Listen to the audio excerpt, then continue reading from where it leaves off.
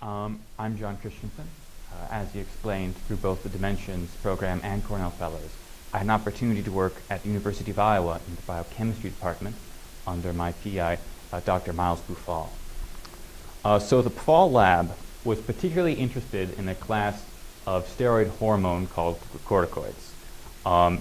They work through a glucocorticoid receptor, which is on many cells, and this receptor will then move into the cell and act as a transcription factor directly. It regulates many different processes in many different tissue types, but it's been noted that it's very useful in the treatment of B-cell precursor acute lymphoblastic leukemia, which I'll refer to as ALL from this point on. However, about 10% of ALL cases are resistant to glucocorticoids, and we're not entirely sure why. So the Pufall lab had some information on what genes are regulated in ALL cells by glucocorticoids, as well as the actual binding sites of the GR receptor.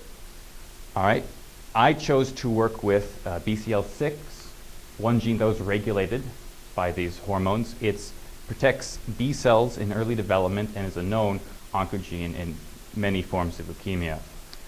Now, what we see is that glucocorticoids downregulate BCL6 in glucocorticoid-sensitive cells, but in the resistant lines, BCL6 is not affected or even increased by glucocorticoid treatment.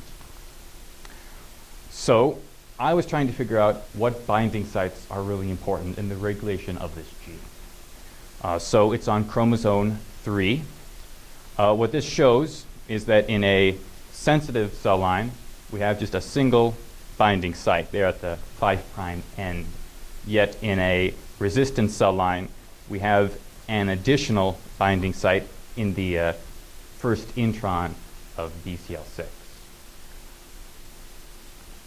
So my basic strategy was to use CRISPR. The idea is that we have a protein called Cas9, which recognizes guide RNA sequences that are designed to be homologous to sequences of the genome. Cas9 induces a double-stranded break in the DNA, and if you induce such a break on either side of a location, when the cell tries to heal it, there's a decent chance that it will leave that part out. Therefore, you can make kind of direct modifications and deletions to the genome, which is really cool. All right, so since it came to this, I had to create the actual plasmid that I transfected in. I had to design the targeting sequences and then clone those into the plasmid, which already had Cas9 and some marker proteins. I then transfected NALM6 cells. Those are a cell line of ALL they use in lab. I had to screen for a double cut deletion because just because you transfected the cell doesn't mean that CRISPR is necessarily fully effective. All right, and then once I had found some of my desired deletions, I had to check to see if this had affected BCL6 regulation. So the basic idea is if I can make some change that alters the regulation, I know that location is important. All right, now, of course, what's important to remember is that every cell has 2 copies of each gene. I did not, in any of my lines, manage to knock out a section on both copies. There was, however, a heterozygous deletion at the 5' position site. That's one shared by both. However, BCL6 expression was not affected, though it is still a little ambiguous whether or not that site is important because, like I said, there was a fully intact copy. However, despite that, I did gain a lot from this experience. I first got a lot of experience with working with techniques of the field. CRISPR is really an up-and-coming, cutting-edge thing, and I was really excited to get to employ it. I learned a lot about the professional lab setting. It's a highly collaborative process, not only between labs, but like within labs. The best way to learn about how to do something is just ask someone. It's something you never would have come up with yourself. And of course, I learned it's very important, don't get ahead of your notebook.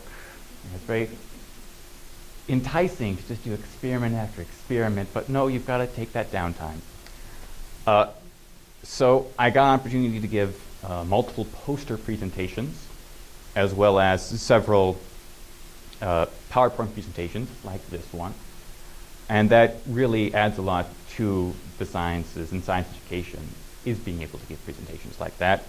All right? And also importantly, it enforced my interests in pursuing scientific research professionally and gave me a strong foundation to do so. So yes, special thanks to, of course, the Dimensions program, my site supervisor, Miles Pufall, and a lab assistant, Mimi Fang, who was integral in much of my actual training. And then, of course, my faculty supervisor, Brian Noack Thompson.